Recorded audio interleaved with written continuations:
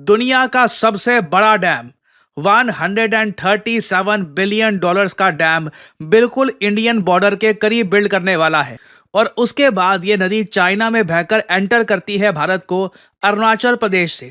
फिर हमारे north east region को ये नदी पानी प्रोवाइड करती है और फिर जाती है। Authorities suspect that the river has turned black and muddy due to some heavy construction work by China in the upper reaches of the Siang River. माध्यम से पूर्वी लद्दाख में सैन्य गतिरोध खत्म हुआ।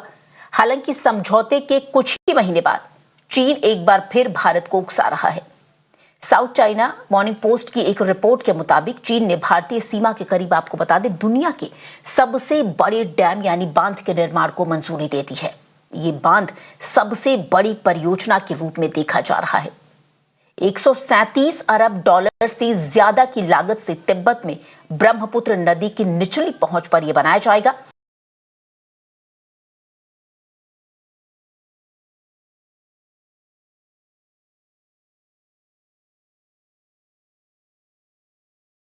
वालेकुम दोस्तों, एक बहुत बड़ा दरिया सियांग रिवर इसे कहते हैं। ये चाइना की तिब्बत से बहता है और ये बहुत ही बड़ा दरिया है और चाइना ने अब ये फैसला किया है कि उसका सारा का सारा पानी रोक देगा। दोस्तों, हिमालयन रीजन है और यहीं से ये अरुणाचल प्रदेश से बांग्लादेश साइड की तरफ बहता है। पिछले दिनों बांग्लादेश में जो तूफान आया था दोस्तों, सैलाब आया था, वो भी इसी रिवर में पानी छोड़ने की वजह से आया था, क्योंकि भारत ने बहुत ज्यादा पानी स्टोर करके बांग्लादेश में छोड़ दिया, क्योंकि वो दुखी थे शेख हसीना के भागने की वजह से और उन्होंने अपना दुख इस तरह जाहिर किया कि बांग्लादेश को पानी में डुबो दिया। अब चाइना ये बदला ले रहा है कि वो इस रिवर पर दुनिया का सबसे बड़ा डैम बनाएगा। उससे दोस्तों एक तो इरिगेशन के लिए पानी जमा किया जाएगा और दूसरा वहां से इलेक्ट्रिसिटी जनरेट करके तिब्बत के रीजन को दी जाएगी। ये बहुत ही बड़ा अब डैम बनने वाला है और ये कहा जा रहा है कि ये डैम जो बनने वाला है दोस्तों, ये फॉल्ट लाइन पर है। अगर आपने जियोग्राफी पढ़ी है तो आपको पता है कि फॉल्ट लाइन के ऊपर कुछ न कुछ कंस्ट्रक्शन अगर करेंगे तो ये बहुत बड़ा रिस्की काम होगा, क्योंकि जब ये फॉल्ट टूटेगा तो दोस्तों बहुत बड़ा अर्थक्वेक आएगा और ऊपर फॉल्ट लाइन के सीधा सीधा ऊपर जहाँ पर डैम बन रहा है तो ये डैम भी टूटेगा। और ये कह रहे हैं कि जब पानी जखीरा हो जाएगा तो ये सारा पानी भारत ही की तरफ बहेगा और भारत में बहुत बड़ा तूफान आ सकता है। दूसरी बात ये है कि दोस्तों एक मेगा अर्थक्वेक हर सदी में कई बार हिट करता है। हिमालयन रीजन में पहले भी 2005 में जलजिला आया था और पाकिस्तान को उसने हिट किया था। उसके बाद दोस्तों एक फिर बहुत बड़ा फॉल्ट रीजन, क्योंकि ये यूरेशियन प्लेट है और नीचे इंडियन प्लेट है, ये दोनों प्लेट टकराएंगी और दोस्तों बहुत बड़ा अर्थक्वेक यहाँ पर जनरेट होने का खदशा यहाँ पर है। और अगर पानी यहाँ पर आया भारत की तरफ तो भारत के नॉर्थ ईस्ट को वो डुबो देगा। दूसरी बात यह है कि भारत को पानी तो चाहिए पीने के लिए भी। अब अगर चाइना यहाँ पर पानी डैम बनाकर बंद कर देगा तो यहाँ पर पूरा का पूरा दोस्तों भारत मुतासर हो सकता है, पूरा नॉर्थ ईस्ट यहाँ पर पानी के लिए तरस सकता है। ये भारत के अपने किए हुए हैं और जो उसके आगे आ रहे हैं। पाकिस्तान के चेनाब में भी दोस्तों हर साल ये पानी छोड़ते हैं और पाकिस्तान को डुबोने की कोशिश करते हैं। अब बांग्लादेश को भी ऐसा ही किया है, बांग्लादेश में पानी छोड़कर यहाँ पर बांग्लादेश को भी डुबोया है। अब इनकी बारी आ गई है और चाइना जो करने वाला है वो उनके साथ परमानेंट करने वाला है, क्योंकि चाइना और इंडिया के दरमियान तो कोई ट्रीटी भी नहीं है। पाकिस्तान और इंडिया के दरमियान चलिए सिंतास मुआहदा है, लेकिन वहाँ पर कोई भी ट्रीटी नहीं है जिसका फायदा पूरा पूरा चाइना उठाकर भारत को भी झटका लगाने वाला है। और अब इनका चीखना चिल्लाना दोस्तों शुरू हो गया है। और यहाँ पे आप देख पाओगे, इधर ये यहाँ पे चाइना, ये इंडिया है और यहाँ पे आप ट्रेस कर पाओगे ब्रह्मपुत्र नदी को। ब्रह्मपुत्र नदी तिब्बत में स्टार्ट होती है और उसके बाद ये नदी चाइना में बहकर एंटर करती है भारत को अरुणाचल प्रदेश से।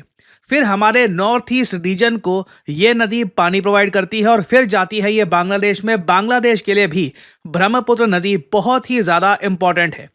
नाउ आप इमेजिन करिए, चाइना अगर ब्रह्मपुत्र नदी पर दुनिया का सबसे बड़ा डैम कर देता है कंस्ट्रक्ट, तब उस केस में चाइना इस नदी का पानी कंट्रोल कर सकता है। देखिए, इंडिया के ना दो मेजर कंसर्न हैं इस डैम को लेकर।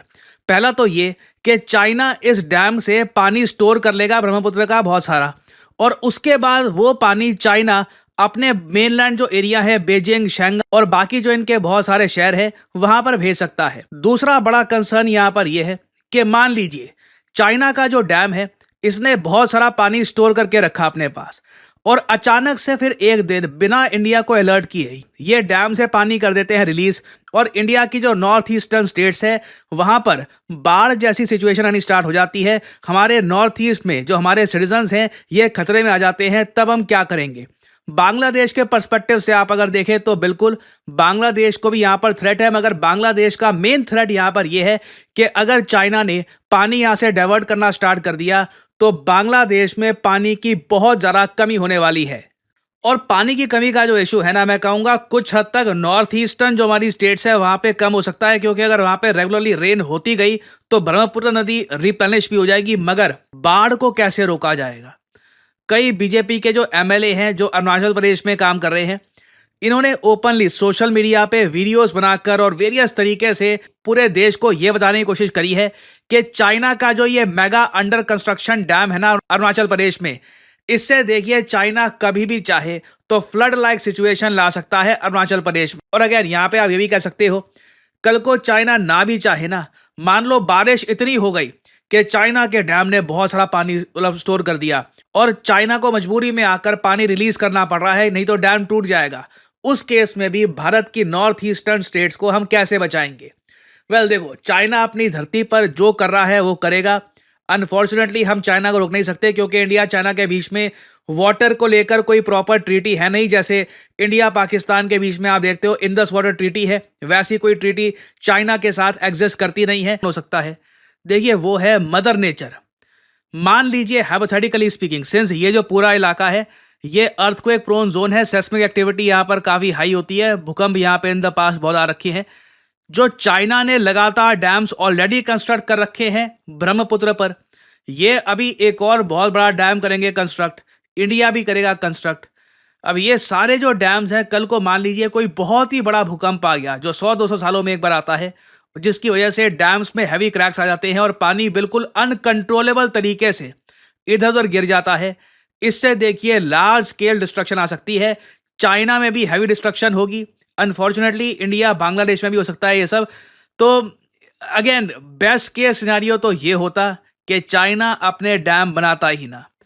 In very simple words, China इस पूरे रीजन को बहुत ही बड़े खतरे में डाल रहा है। एंड अगेन आप इंडिया के पर्सपेक्टिव से देखो, हमारे पास ऑप्शंस क्या है?